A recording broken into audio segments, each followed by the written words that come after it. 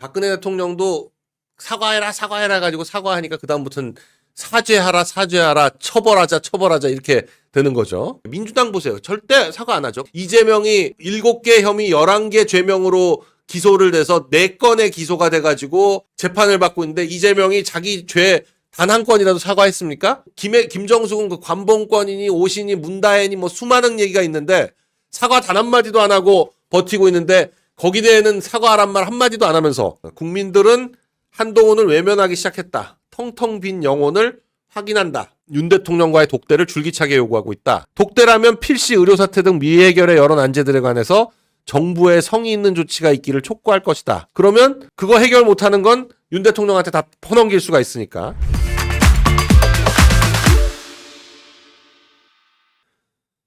자, 저희가 지금 우리가 뭐 포항의 영일만 근처에 있는 에서 석유가 매장돼 있는 것으로 보여서 올 연말에는 1차 시추공을 뚫겠다. 대왕고래다. 뭐 해가지고 지금 그곳이 5강구인가요? 6강구인가요? 6강구죠, 6강구. 6강구인데 지금 영일만 있는 쪽이 지금 그 1강구부터 8강구까지의 지도를 한번 다시 보시죠. 네. 지금 포항 근처에 6강구 쪽에 지금 심해가스전 첫 시추지로 낙점을 했다는 거예요. 그래서 대왕고래. 지금 6강구에서 조사를 하고 있고 윤 대통령이 발표했던 곳이 6강구인데 지금 7강구. 이곳은 이제 한국하고 일본이 서로 왜냐하면 이게 지금 그 광구의 위치가 한반도에서부터도 상당히 제주도보다도 더 남해상이에요. 근데 이제 대륙붕으로는 한반도 대륙붕에 해당한다. 그렇게 해가지고 이제 우리가 영유권을 주장하고 있지만 이제 EEZ 배타적 경제 수역으로만 따져놓고 보면 일본이 거의 80% 이상 배타적 경제 수역 선으로만 그으면 일본에 해당하는 부분이 거의 80% 이상 된다. 이래가지고 이걸 대륙붕을 기준으로 볼 거냐 EEZ를 기준으로 볼 거냐 해서 좀 논란이 있습니다. 하지만 하여간 그래서 50년 전에 78년에 한일 공동으로 이 7강구를 개발하자라고 협정을 맺어서 한 10여 년 동안 탐사를 했는데 뭐 큰 소득은 없었어요. 그래가지고 중단돼 있던 걸 39년 만에 다시 한번 만나서 공동개발 협정을 다시 하고 좀 뚫어보자. 뭐 이런 얘기를 하고 있습니다. 85년에 5차 회의를 가진 뒤 39년 만에 6차 회의를 갖게 됐는데 이게 지금 얘기가 나온 이유는 1969년에 UN 아시아극동 경제개발위원회에서 한국의 서해와 동중국해, 대륙붕에 세계 최대 석유가 매장될 수 있다. 이런 보고서가 나왔어요. 그래가지고 70년에 바로 우리나라가 7강구라는 걸 설정을 해가지고 단독 개발에 나섰더니 일본이 반발했고 74년에 한일 양국이 공동협정을 맺었고 그 이후로 80년대까지 개발하려고 좀 노력을 했는데 일본 정부는 경제성이 좀 없어 보인다라고 하면서 그 이후로는 스톱을 해버렸어요. 그래가지고 7강구가 완전 스톱돼 있었는데 네. 근데 지금 중국은 7강구 인근에서 석유 개발을 계속 하고 있어서 이러다가 어디서 나올지 모른다. 사실 제가 말씀드린 적이 있지만 지금 현재 세계 최대의 매장량과 석유 생산량을 기록하고 있는 곳은 페르시아만 지역입니다. 페르시아만 지역. 그러니까 지도를 보시면 지도를 한번 볼까요? 지금 그러니까 중국이 실제로 이걸 지금 빨대를 아주 길게 뽑아가지고 7강구 근처에다 꽂아가지고 어떻게든지 기름을 빼먹으려고 여기가 뭐 지금 아주 구체적 탐사를 한 건 아니지만 대충 그 UN 쪽에서 볼 때는 상당히 가스는 뭐 세계 최대 가스 매장보다 뭐 서너 배, 석유도 미국 생산량의 2배, 뭐 이런 정도 얘기를 하는데 이 페르시아만 지역을 보시면 재밌는 게 사우디아라비아가 엄청나게 크잖아요. 아라비아 반도의 거의 대부분을 점하고 있는 게 사우디아라비아인데 사우디아라비아의 저 홍해 쪽에서는 석유가 안 나옵니다. 홍해 쪽 해안선에서는 석유가 안 나오고 사우디아라비아에 석유가 나오는 곳은 다 어디냐면 저 페르시아만 근처예요. 그러니까 이란도 그렇고 이라크도 그렇고 쿠웨이트도 그렇고 사우디아라비아도 그렇고 카타르도 그렇고 바레인도 그렇고 전부 페르시아만에 접하고 있는데 이 페르시아만에 접하고 있는 나라들이 다 산유국입니다. 그러니까 중동이라고 해가지고 사막 지역에서 석유가 나는 게 아니라 페르시아만 주변에서 석유가 나오는 거예요. 그래서 이집트는 산유국이 아닙니다. 터키도 사실상 산유국이 아니고 저 페르시아만이 중동의 핵심이다.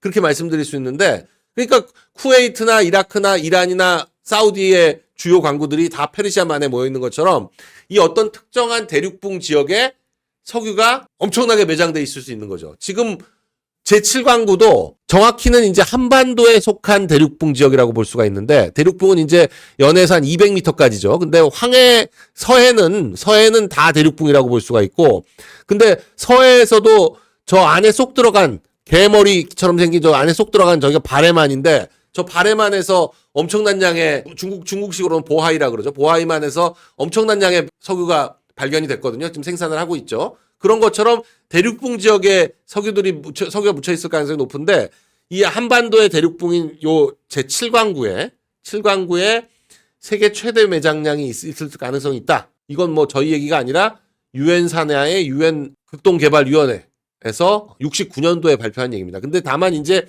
이게 실제 탐사를 통해 가지고 했다기보다는 뭐 지질이라든지 이런 걸 놓고 그냥 추정한 거기 때문에 뚫어봐야 됩니다. 뚫어봐야 돼요. 그래서 뚫어보자. 기왕 지금 한일 간의 관계가 좋을 때 이 부분을 좀 논의를 해서 뚫어보자. 근데 지금 이 7광구는 우리는 이지를 7광구를 다 포함시키는 방식으로 그어가지고 7광구를 포함시키고 싶어 하는데, 지금 7광구의 거의 80% 정도는 JDG라 그래서 한일이 공동으로 개발하는 구역으로 이렇게 돼 있습니다.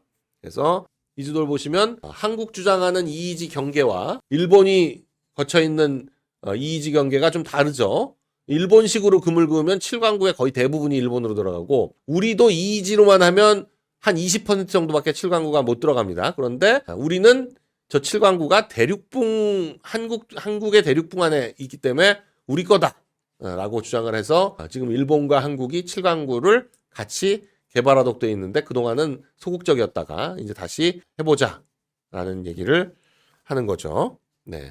자, 역시 심우정 총장은 뭐 속전속결을 해버렸습니다. 수심위에서는 8대7로 기소 공고를 했지만 그냥 최재형 목사도 불기소, 그리고 김건희 여사도 불기소, 이렇게 결론을 내릴 걸로 보여집니다. 다음 주에 처분이 나올 것 같은데 이렇게 결론을 내린다. 수심위에서 기소 권고를 한 것 치고는 처음으로 기소를 안 하는 지금 그런 상황이 됐다. 그런데 여기에 대해서 한동훈 친한계에서는 용산을 향해서 김 여사 리스크를 사과로 털고 가라. 그러면서 뭐 의원총회에 지금 처음 참석해가지고 정부 입장을 무지성 지지한다는 오해를 받아서는 안 된다.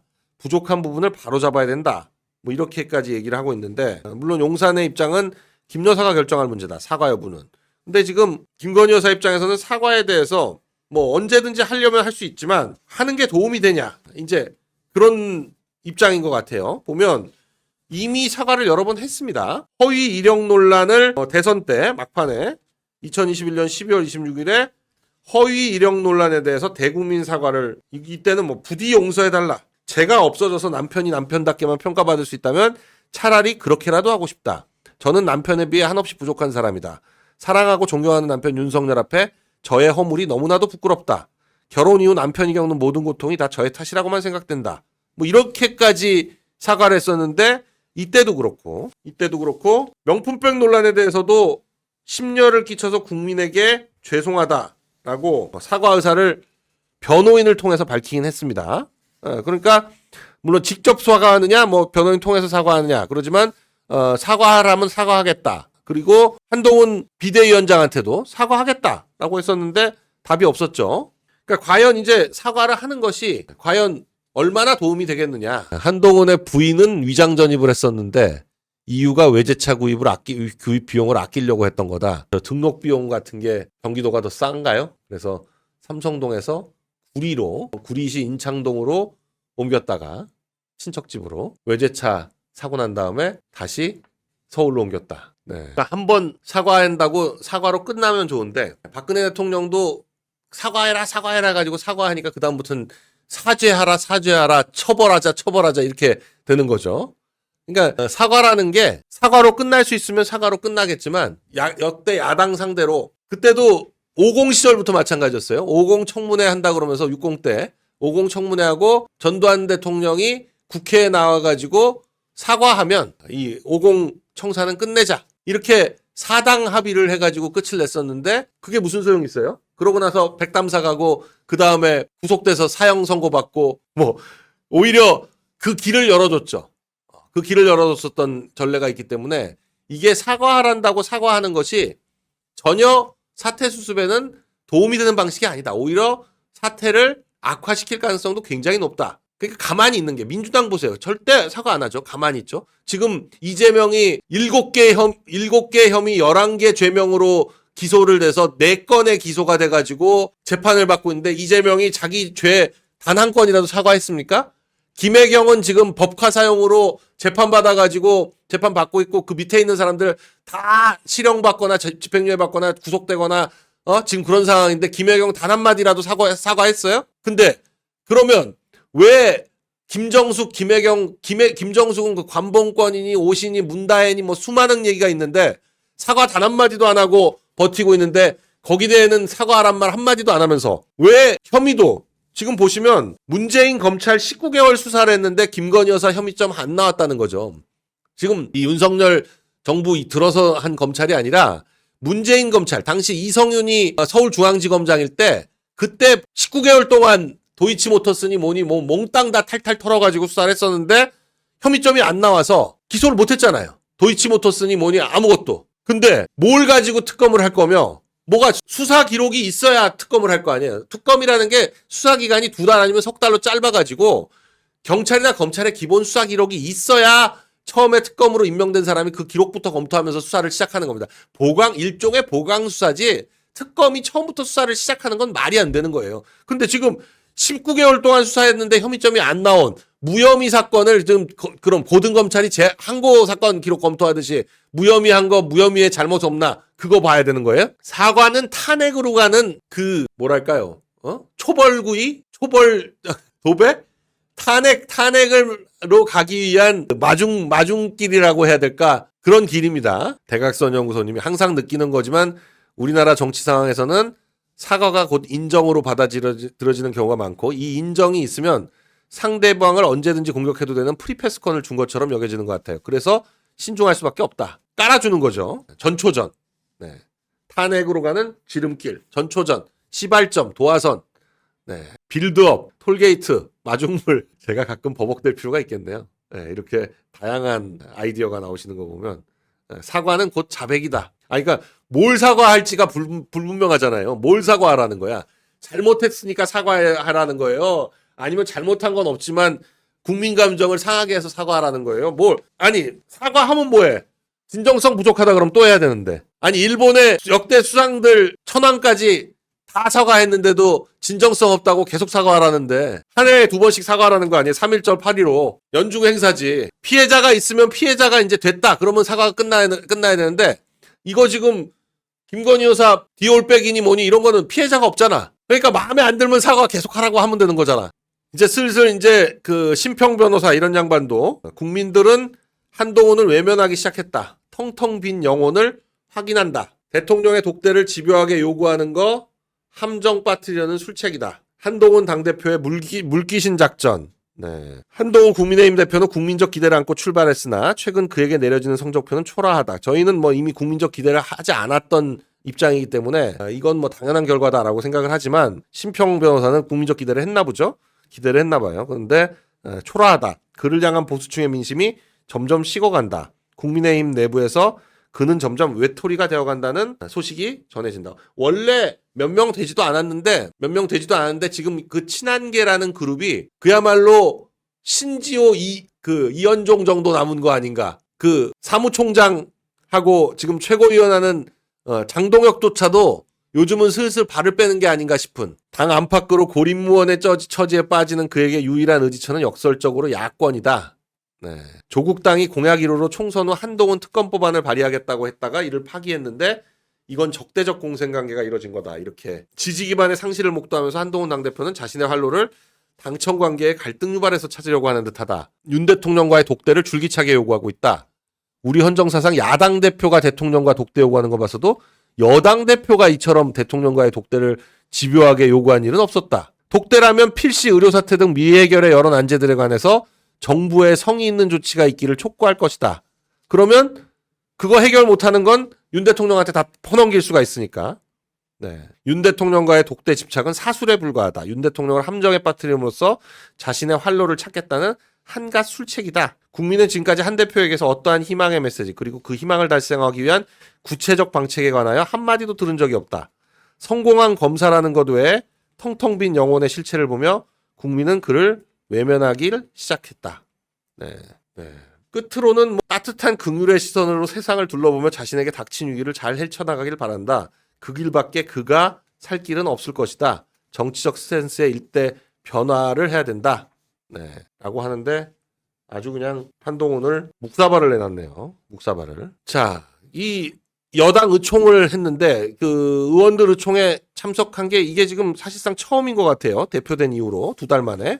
그런데 의원총회에 나와가지고 여당의 독자적인 역할을 언급을 했다. 네. 국민의힘은 당당하고 설득력이 있어야 된다. 국민들이 보시기에 정부 여당에 대해 부족한 부분을 바로잡고 더 잘하겠다는 약속을 드리고 실천하자. 네. 아니 여야 의정 협의체인지 뭔지 이거 아직도 시작이 안 됐어요? 지금 얘기 꺼낸 지가 지금 언젠데 야당도 한다고 하는데 아직도 지금 이걸 못 만들고 있는데 뭘 유일한 방법이야. 시작도 못하고 있는데. 한동훈이 16 재보선을 본격 지원한다. 강화하고 부산 금정 텃밭사수에 총력을 다하고 있다. 27일 인천 강화군수 28일 금정구청장 후보를 지원한다.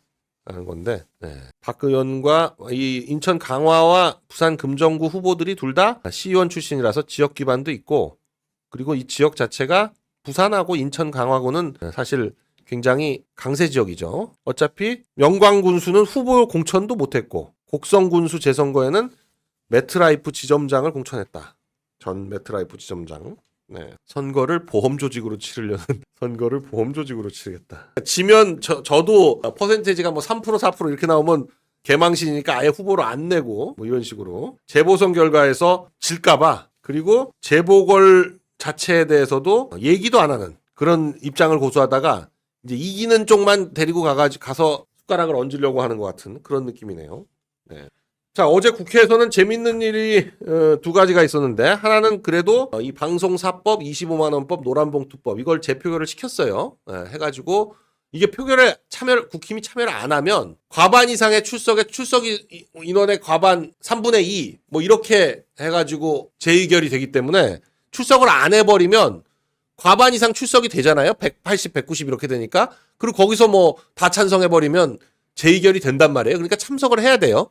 그래서 여당이 국민의힘이 전부 참석을 해가지고 반대표를 던져서 이걸 부결을 시켰습니다. 299표 중에 299명이 다 나왔네요.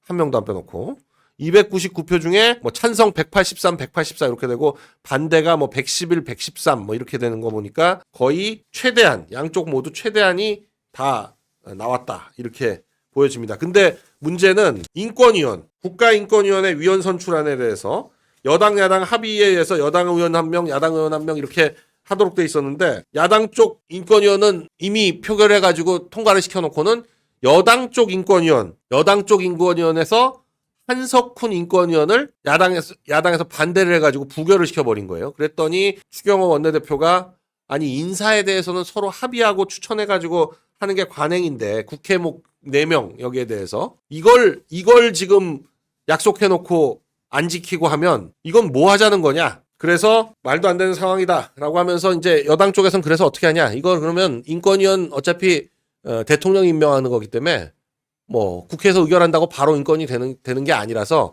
대통령에게 야당 쪽 추천 인권위원도 임명하지 마라 라고 건의하겠다. 그렇게 지금 방통위가 지금 그런 상황인 거예요. 방통위가 여당 쪽 방통위원들을 야당이 받아주질 않으니까 그래? 그럼 야당 쪽 것도 안 해줘 해가지고 국회 추천위원들이 임명이 안 되고 있는 지금 그런 상황인 거죠. 이 한석훈 후보에 대해서 이재명 수사검사 탄핵소추는 사법 침해 이런 글을 쓴 적이 있는데 한석훈 교수는 물론 검사 출신이긴 합니다. 그런데 이 한석훈 교수에 대해서 이미 인권위원을 지낸 분인데 또 지내는 거에 대해서 지금 못하는 건데 서미화 의원이라는 의원이 얼마 전 공안검사 출신 안창호 위원장을 지명하는 것도 모자라 한석훈 후보까지 윤석열 정권에 군림하는 호위무사를 보내 인권위를 지금보다 더 망가뜨릴 작정이다. 이렇게 의원총회에서 발언하는 바람에 거기에 야당 의원들이 와르르 일부러 뭐 처음부터 작심하고 깨자 이런 건 아니었던 것 같은데 난장판이 돼버린 거죠. 참 국회 상황이 개판이라도 이런 식으로 하지는 않는데 최소한의 합의에 따라서는